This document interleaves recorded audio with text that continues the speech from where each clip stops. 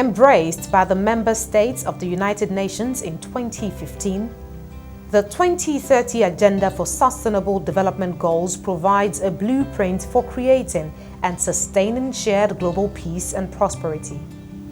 How can oil and gas industries across the world adapt their operations to these goals? Nigeria's Oil and Gas Free Zones Authority draws a correlation between the SDGs and its mandate.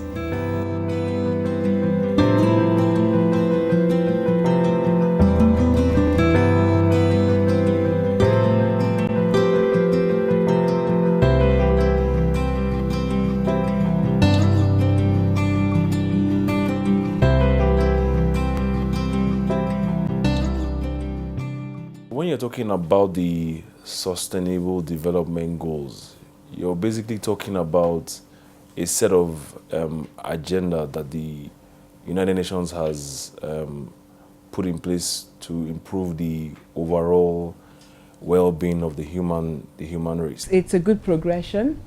From the Millennium Development Goals, which the world raced to achieve.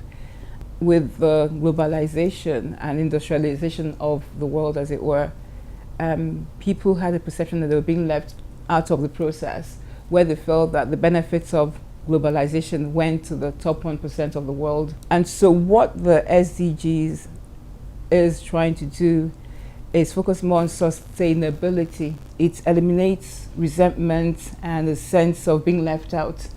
The global populist movement is actually because of that, where people are feeling that things have happened and they've been left out. They haven't partaken of the prosperity of the world. The authority has earmarked certain of those development goals that they feel will have the biggest impacts in the area of industry that they oversee.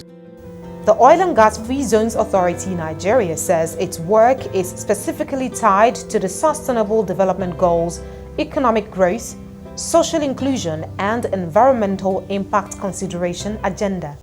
For us in OGFZA, the Oil and Gas Free Zones Authority, we feel that our work fits into the tripod of the sustainability agenda. So the economic growth target of the SDG, the social inclusion target of the SDG, and the environmental impact target of the SDG.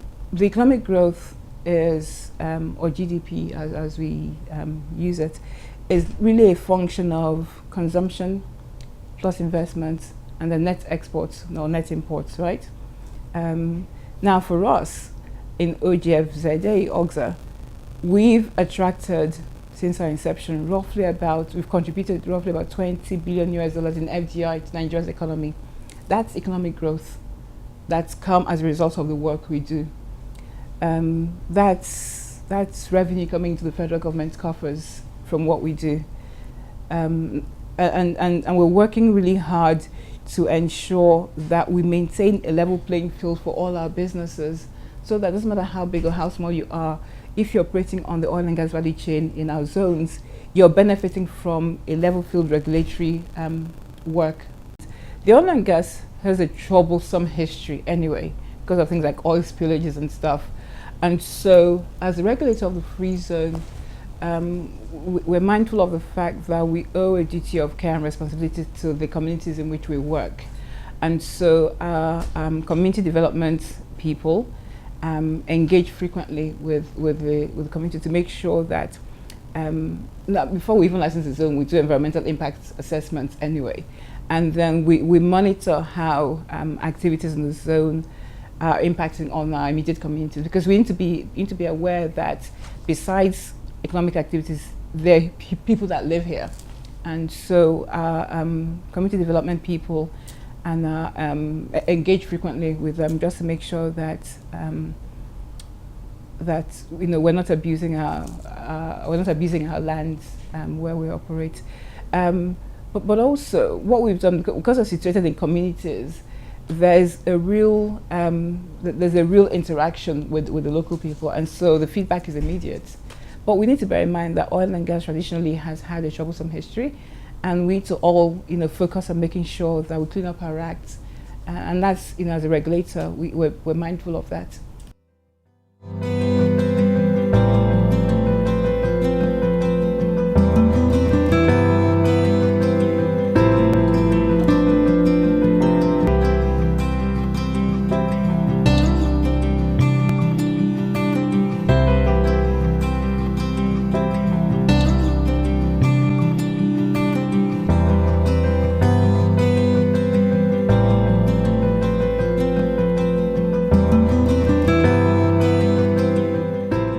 If you take the sustainable development goals, you can roll that up into what we call the triple bottom line, right? And the triple bottom line basically speaks to economic growth, speaks to environmental sustainability, and it also speaks to social impact. Now, what the oil and gas free zone is trying to do is ensure that the activities that take place within its zone, as far as environmental impact, is to ensure that you have cleaner energy sources. So what has happened over the years is that the oil and gas free zone has made a very deliberate attempt to ensure that sources of energy get cleaner and cleaner as time progresses. So what you will notice is that there's a very deliberate agenda by the zone to attract gas providers, and the gas providers in turn are the key sources, providing major inputs rather into the gas to power energy production, or the gas to power source of energy, right? So as far as that is concerned, we all know that gas generally provides a cleaner source of energy than things like diesel or coal. So if you look at things like the nitrogen oxide content or the sulfur oxide content, or even things like the particulate matter content, generally speaking, gas provides you with the lowest percentages of all of these pollutants. So generally, that's where the oil and gas zone is going with respect to environmental sustainability. The third leg of the tripod is social inclusion, and that really for us is critical, because it means that we are making sure that there's skills and technology transfer to local labor, so that, again, this thing about the 1% and 99%, that local labor is not excluded from the economic prosperity of the zones.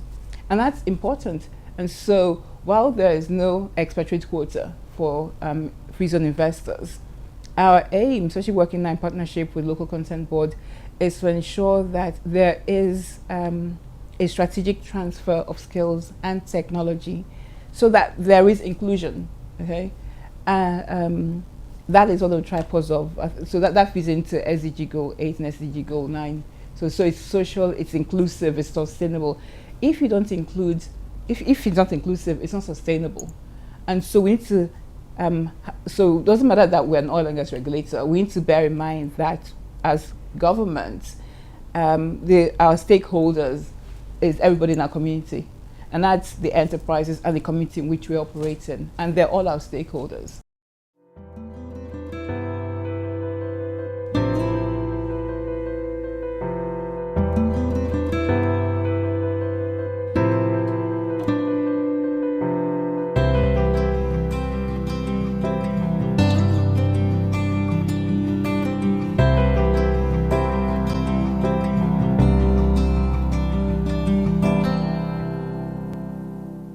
You can't have prosperity if there's no peace. There's no economic development without a stable environmental or community. Okay, and so a key element of strong corporate governance, and that's not just in the oil and gas sector, but also in the boardrooms, is that you run a business with an eye on all your stakeholders. And your stakeholders are not just your shareholders. So it's not just those who you work for profit for. It's your employees, it's your suppliers, and for us, it's our communities. we are in these communities, and so the fact that we have the ability to have technology transfer and skills transfer is a great bonus to communities we operate in. Engagement with stakeholders has earned the OGFZA an award from Nigeria's Presidential Enabling Business Environment Council, PEBEC, as the top MDA upholding the principles of ease of doing business in Nigeria in 2018 with a score of 94%. Ladies and gentlemen, appreciate Oil and Gas Free Zone authorities. Thank you very much. They've already started to take steps in the right direction. I think the first thing I said was the fact that they've started to move towards cleaner and cleaner sources of energy like gas. And I'm quite aware that they've begun conversations with utility providers, gas utility providers, to provide a cleaner form of energy. So that means that you would have less and less of diesel usage and more of gas usage. And I reckon with time that will transition into even more cleaner for some forms of energy. The role that they are playing as an authority, I think is very strategic. I think the kind of incentives that you make available within those zones, those economic zones, will determine the kind of players that you attract to do business in those zones.